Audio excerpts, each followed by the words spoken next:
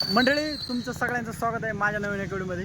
तर मंडळी, हे तुमच्या माहितीसाठी आहे, जे की रिक्षा चालवतात त्यांच्या माहितीसाठी आहे. तुम्ही जर रिक्षाची किक मारत नसताना किंवा 2-3 वर्षानंतरला किक जर मारली तर किकचं काम निघतं बघा. त्याच्यामुळं किक आहे का नाही, रोज सकाळी मारत जा एका टायमाला, ते बी पण उजव्या हाताने मारत जा. डाव्या हाताने तेवढी किक नाही बसत, कारण ते आता पहिल्यापेक्षा रिक्षाचं ह्याचं जास्त सीसी मोठी दिल्यामुळे ह्याची किक लवकर बसत नाही. त्याच्यामुळे तुम्हाला दाखवतो की बघा मी किक कशी मारते इथं, आणि किकवरच रिक्षा चालू करणार. आणि कधी पण रिक्षा पेट्रोलवर ठेवायची, तेव्हाच किक बसते, आणि नाही तर CNG वर किक बसत नाही.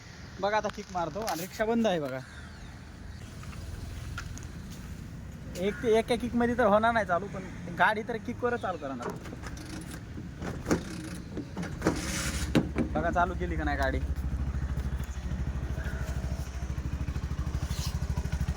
आवाज येतो का नाही. त्याच्यामुळे कधी पण किकवरच गाडी चालू करा, कारण गाडीची किकचं जर काम करायचं बोललं तर कमीत कमी 5-6 हजार रुपये तर लागतातच गाडीचे किकचं काम करायचं. आपण काय करता, सेल्फचं ऑप्शन असल्यामुळं आपण किकचा वापर करत नाहीत. त्याच्यामुळं सांगतो मी तुम्हाला की किक मारत जा.